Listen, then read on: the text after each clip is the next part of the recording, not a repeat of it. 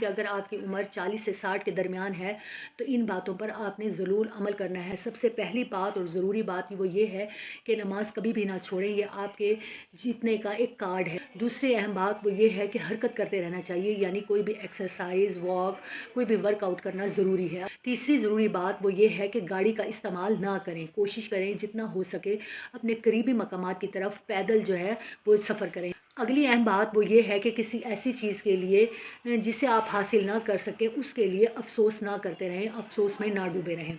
اس کے علاوہ یہ ضروری ہے کہ حجامہ کروائیں۔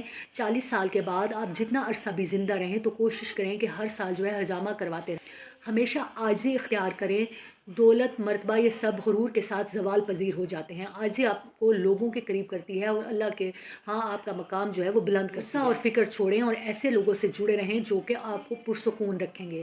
کھانا کم کھائیں، چند لقمے ہی کافی ہیں۔ 80 اور 20 کے اصول کو اپنائیں، یعنی 80% کھائیں اور 20% اپنی بھوک کو چھوڑ دیں۔ اپنے پیسے کو دھوپ میں رکھیں اور خود کو چھاؤں میں، یعنی جتنا ممکن ہو سکے اپنے پیسے کو اس عمر میں استعمال میں لائیں۔ اس کے علاوہ پیٹ بھر کر اچھی طرح پانی پئیں۔